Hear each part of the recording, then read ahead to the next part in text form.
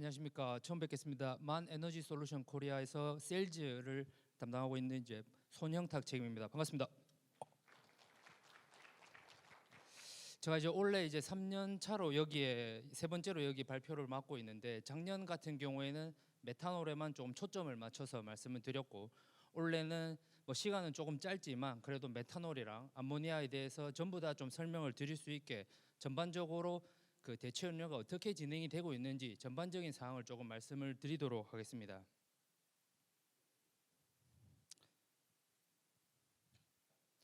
우선 지금 저희 당사에서 그 대체 연료에 대해서 어떻게 예상을 하고 있나에 대해서 먼저 좀 말씀을 드리겠습니다. 지금 뭐 LNG도 있고 메탄올도 있고 암모니아도 있지만 어떤 연료가 미래 대체 연료가 될 것인지에 대한 궁금증이 매우 많으십니다. 제가 뭐 일례로 선주 뭐 미팅을 하더라도 그래서 정답이 뭡니까? 이런 질문들을 많이 주시는데, 여기 지금 보시면은 일단은 2025년 기준으로 2050년 기준으로 해서 이제 암모니아가 한 27%, 메탄올이 21%, 그다음에 메탄, 그러니까 LNG겠죠. LNG가 한 15% 정도 포션을 차지할 것으로 저는 예상을 하고 있습니다. 근데 요걸 자료를 보셨을 때 2050년대에도 퓨얼 오일에 대한 플릿도 남아 있습니다. 요 부분들은 2030년대 초반까지 발주될 이 싱글 퓨얼에 대한 그 선박들이 2050년대까지 그 운항을 계속 할 것으로 보이고, 요 부분들은 아마 이제 뭐 바이오 퓨얼이라든지 이런 식으로 좀 추진이 가능하지 않을까 저희 당사에서는 예상을 하고 있습니다. 그러면 이제 제가 2050년 장기적인 예상 사항을 좀 말씀드렸고, 요거는 2030년까지 중기적으로 어떻게 될 것인가를 말씀을 드리고 있습니다. 요 수치 같은 경우에는 이제 이중 연료로서만 정리를 해서 말씀 보여드리고 있는 부분들이 있고, 지금 아직까지 요 2022년 집계 같은 경우에는 당연히 이제 실적치겠습니다. 여전히 저희 뭐 당사에서 발주가 되고 있는 부분들에는 LNG 부분들이 많습니다. 뭐 메탄올도 많고 최근에 암모니아도 언급이 되고 있지만, 아직까지는 LNG가 MEGI, MEGA를 활용하고 있는 LNG가 강세를 보이는 것을 볼 수 있으나, 지금 올해도 이제 메탄올 요 비중들이 상당히 많이 올라왔습니다. 그리고 저희 이제 뒷장에 조금 설명을 드릴 거지만, 암모니아 엔진이 한 2024년에 조선소로 처음 인도가 되고 5년, 6년이 지나면 상용으로 운항이 될 것으로 보이고, 그 상용으로 운항이 되는 시점부터 해서 암모니아 발주는 메탄올의 성장세보다 조금 더 급격하게 올라갈 것으로 보고 있습니다.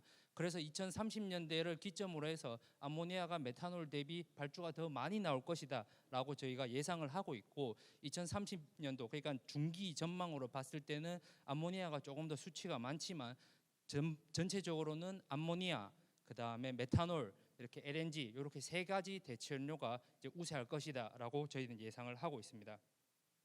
그러면 이제 뭐 여기 지금 선주 분들께서도 계시고 기자재 업체 분들도 계신데, 그럼 메탄올에 대한 서플라이가 충분할 것이냐라는 질문도 많이 주십니다. 뭐 저희가 뭐 메탄올 공급하는 업체는 아니지만 그래도 이 그 메탄올 시장 엔진을 선도하고 있는 입장에서 좀 분석을 해서 말씀을 드리자면은, 제가 작년에 이 자리에서 말씀을 드렸을 때는 메탄올은 수급이 좀 충분할 것으로 보인다라고 말씀을 드렸지만, 올해 같은 경우에는 그 사이에 메탄올 엔진이 발주가 많이 됐습니다. 그래서 특히 선주들 측에서는 이 메탄올 수급에 조금 깊게 살펴보실 필요가 있다는 것을 한 번 더 강조를 드리고, 여기 지금 디맨드가 많이 올라와 있다는 걸 볼 수 있는데, 이게 어떻게 이제 한 예시를 들자면은 2022년 1Q에 저희 만 에너지 솔루션 LGIM 엔진이 55대가 수주가 되어 있었습니다. 근데 이 55대에 대한 수주는 대부분 이제 50K 혹은 50K 미만의 그 메탄올 캐리어들, 그렇게 크지 않은 선박들이었는데, 지금 불과 1년 넘게 그 기간 동안 이제 저희 엔진이 129대, 사실은 이게 지금 제가 숫자를 최근 자료로 수정을 못했는데, 제가 오늘 아침에 확인해 본 결과는 이게 지금 149대입니다.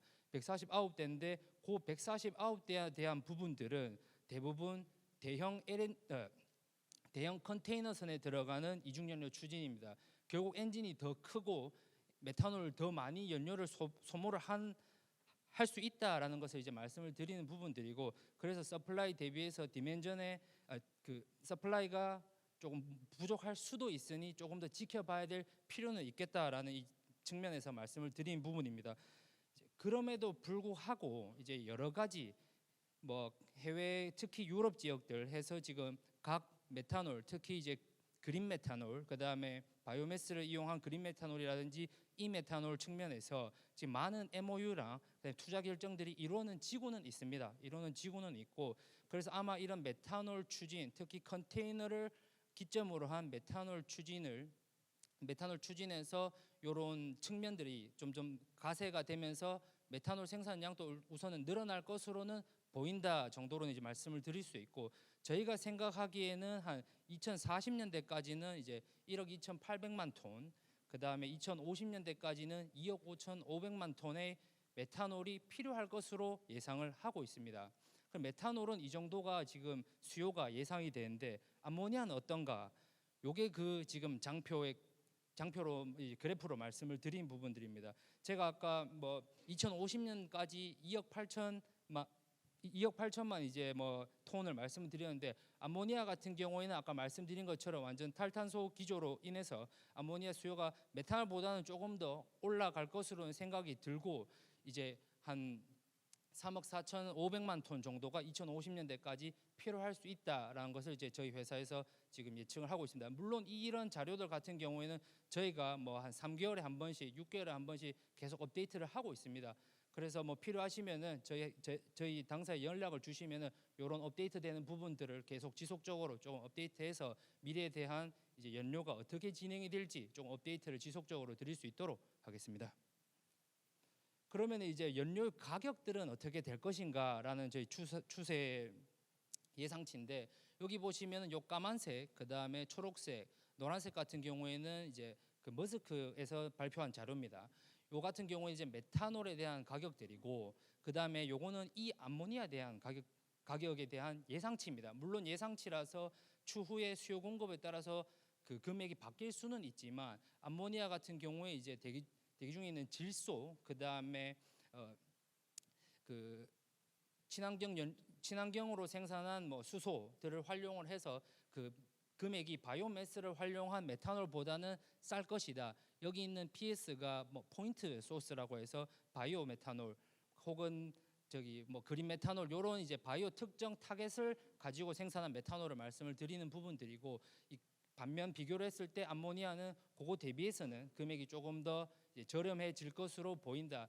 그래서 수요가 조금 더 많고 근데 대신에 공급도 충분히 따라올 것으로 보인다라고 저희가 이제 예상을 하고 있습니다. 그러면 이제 저희 설명드린 메탄올 엔진에 대해서 좀 설명을 드리도록 하겠습니다.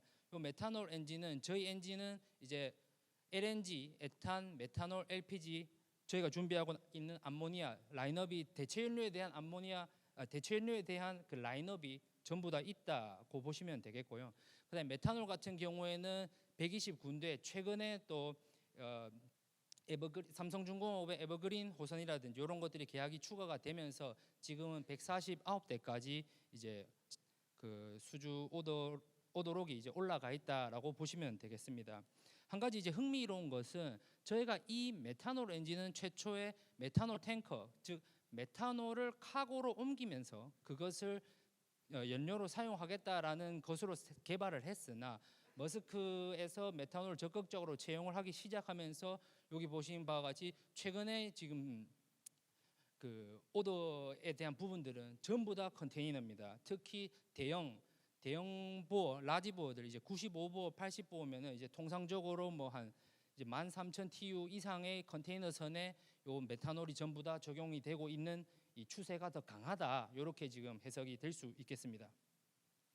그러면은 요 장표 같은 경우에는 저희 회사가 전 세계 지사가 다 있고 그 전 세계 지사에서 그 포텐셜 프로젝트 즉 계약이 된 것이 아니고 계약이 될 만한 프로젝트들을 전부 다 체크를 하고 있습니다. 그 전부 다 체크를 하고 있는 프로젝트 중에 한 30%는 메탄올에 대해서 지금 언급을 하고 있습니다. 메탄올을 물론 이 모든 프로젝트들이 메탄올 추진으로 계약이 진행이 되진 않겠지만 그만큼 메탄올에 대한 관심이 더 뜨겁다라는 것을 확인을 할 수 있고 그 이 30% 중에서의 68%는 전부 다 컨테이너선입니다. 즉 컨테이너선이 전기선으로 운항을 하면서 각 항구에서 그린 메탄올, 그다음에 이 메탄올을 구하기가 쉬운 장점을 활용을 해서 컨테이너 쪽에 메탄올 추진에 대한 관심이 점점 더 높아지고 있다, 혹은 지금 발주로도 이어지고 있다, 이렇게 설명을 드릴 수가 있겠습니다. 그런 측면에서 저희 지금 요 위에 부분들은 이제 라지보어들입니다. 13,000 TEU 컨테이너 이상 되는 그 컨테이너선에 적용되는 엔진들이고, 최근에는 중형선, 이제 중소형선에서도 문의가 조금 많이 들어오기 시작해서 여기 보면 60보어라고 되어 있는데, 요 60보어, 그다음에 이제 70보어들이 통상 이제 아프라막스 탱커, 그다음에 수에즈막스 탱커에 사용되는 엔진 기종이라고 보시면 되겠습니다. 요 초록색과 요 빨간색 부분들은 저희가 추후 이제 거의 라인업에 추가를 해가면서 대형 엔진 외에도 중형 탱커선에도 메탄올 추진에 초점을 맞춰가고 있습니다. LGIM 엔진 디벨롭먼트 과정을 보시도록 하겠습니다. 사실은 최근에 들어서 뭐 메탄올 추진이 언급이 된 건 맞지만, 저희는 이미 지금 2016년부터 메탄올 엔진을 개발을 다 완료를 했고 상용 운전을 하고 있습니다. 전체 선대 중에서 한 20척이 넘는 배에서 서비스가 되고 있고요. 그 서비스 시간이 지금 40만 시간, 듀얼 운전 시간이 40만 시간이 넘습니다. 그럼에도 불구하고 최근에 다시 이슈가 되는 부분들이 여기 지금 논메탄올 탱커, 즉 추진선이죠. 메탄올을 옮기는 것이 아닌 메탄올 추진선에서 첫 번째 오더가 이제 들어왔는데, 요게 지금 머스크 탱커 2100 TU 컨테이너선입니다. 현대 미포조선에서 건조를 해서 최근에 인도가 되어서 지금 코펜하겐까지 운항을 마친 것으로 확인을 하고 있습니다.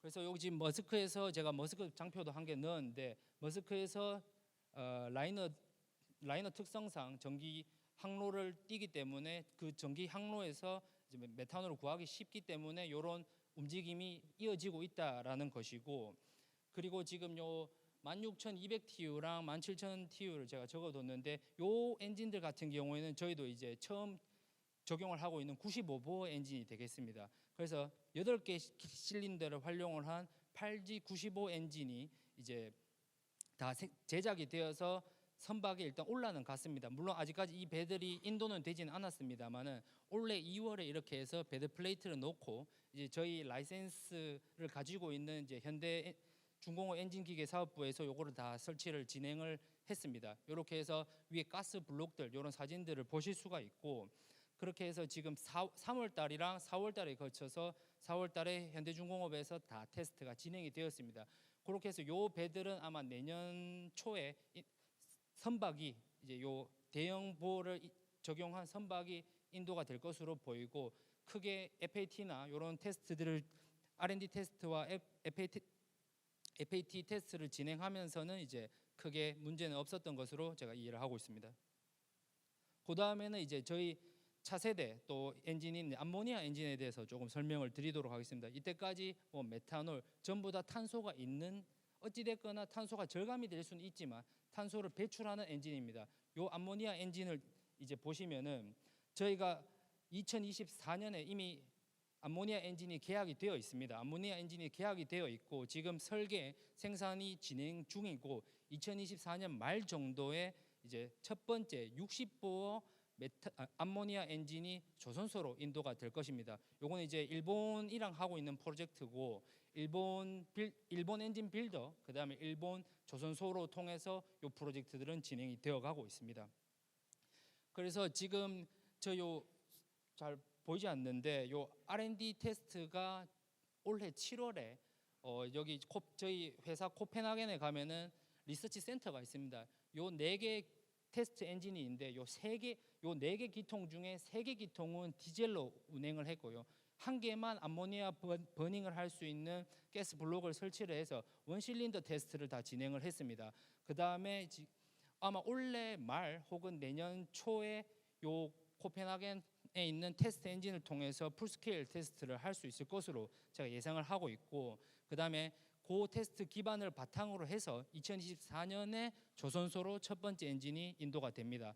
그 이후에 그 엔진을 적용한 선박이 한 1년 정도 남짓을 해서 해상에서 테스트를 실질적으로 거치면서 운행하는 어떤 퍼포먼스를 보이는지 조금 더 체크를 할 것으로 예상이 되고, 그 충분한 이제 긍정적인 해상 시운전 퍼포먼스 결과가 나오게 된다면은 저희가 이제 그 이후부터 풀세일즈를 시작을 할 계획에 있습니다.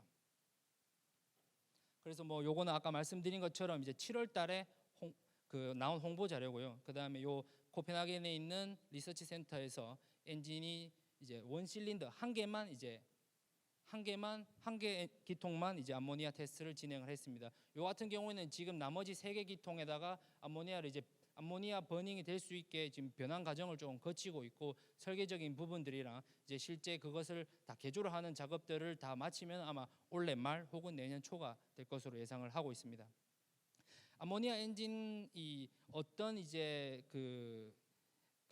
어떤 형태를 보이는가에 대해서 조금 설명을 드리자면은 대부분의 나머지 듀얼 퓨얼 엔진이랑 동일합니다. 첫 번째로는 그 F4 모드가 있고요. F4 모드가 있고 그 다음에 이제 암모니아 모드가 있습니다.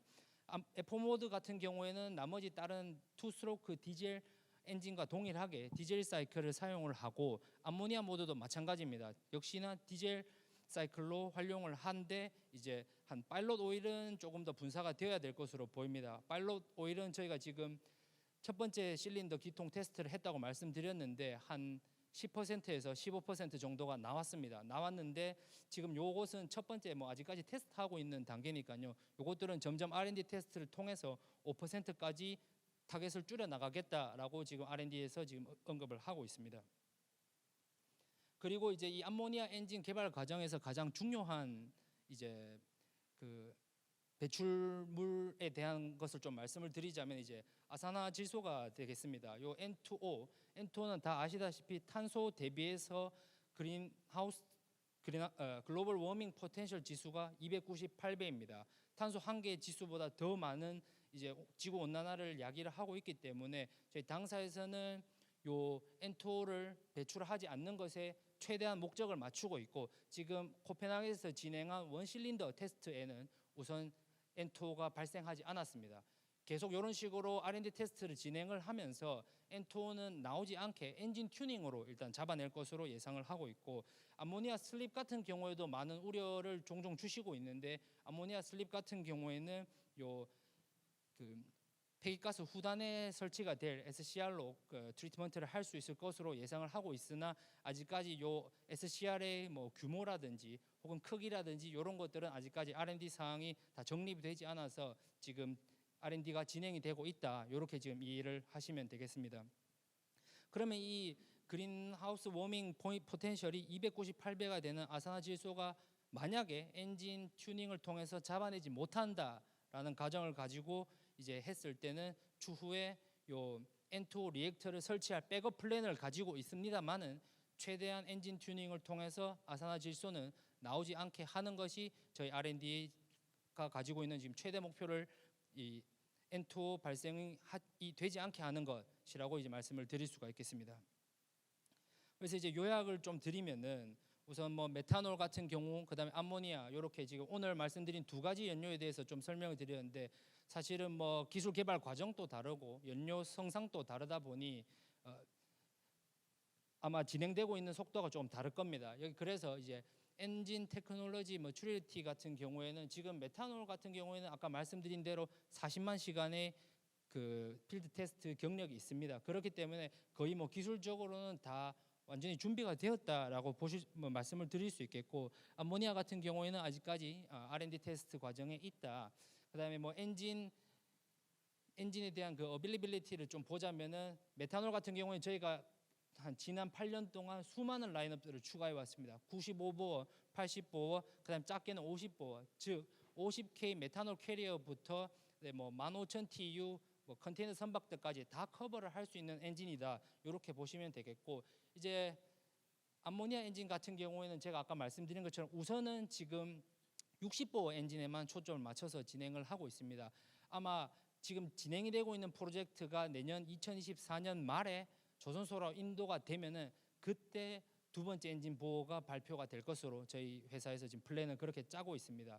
뭐 오거질러리 같은 경우에야 조선소 분들이 더 잘 아시겠지만 뭐 우선 메탄올이 조금 더 쉽다는 점이 있고 그다음에 요런 그 암모니아 엔진 주변의 오거질러리 시스템 경우에도 저희 당사에서 다 설계를 진행해가면서 최대한 안전 설계가 될 수 있게 진행을 해 나가고 있습니다.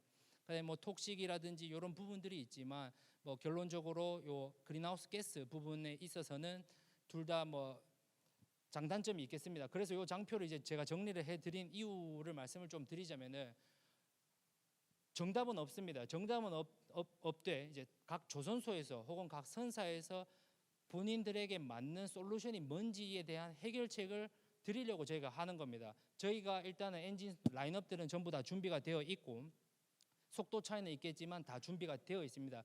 그렇기 때문에 저희가 제공해드리는 자료들 활용하셔서 어떤 연료가 추후 미래 선대를 꾸리는데 맞으실지 고민을 조금 더 해보신 다음에 또 문의사항이 있으시면 언제나 저희 만에너지솔루션 코리아로 연락을 주시면 되겠습니다. 이상입니다.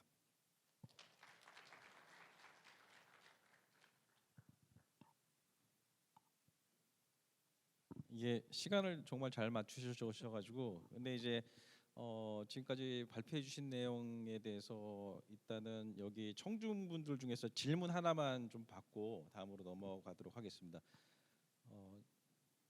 지금 발표해 주신 부분에 대한 질문 사항이 혹시 있으시면은 저 뒤에 계신 분 한번 좀 연결해 주십시오.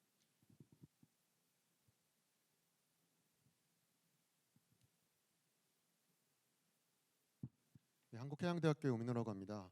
저 궁금한 점이 하나 있는데 뭐 탈탄소, 무탄소 지금 굉장히 중요하지만 선박 엔진 할 때는 항상 그 대기 환경 오염물질도 중요한 변수로 되는데요.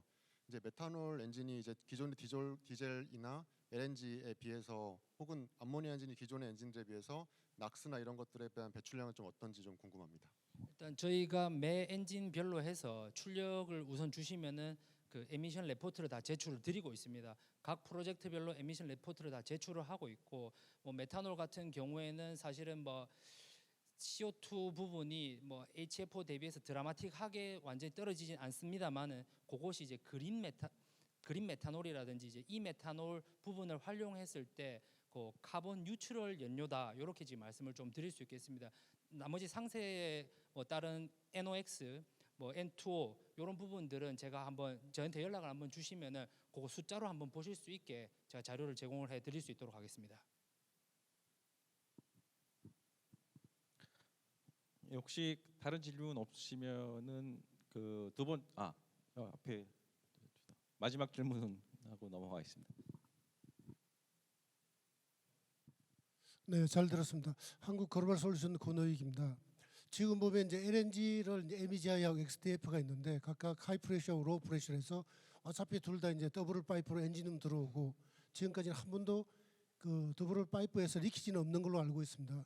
그럼 앞으로 이제 메탄올이든 암모니아든 LPG든 똑같이 듀얼 파이프로 엔진음 들어올 텐데 지금 많은 사람들이 걱정하는 이제 그 톡식 문제, 만약 리키지가 생겼을 때 그 어쨌든 선원들이 위험하니까 그럼 특히 암모니아가 이제 톡식 문제가 있는데 여기에 대해서 누출 위험 가능성은 다른 엔진 타입에 비해서 좀 높다고 생각하나요? 아니면 똑같은 이퀴밸런트한 상황인가요?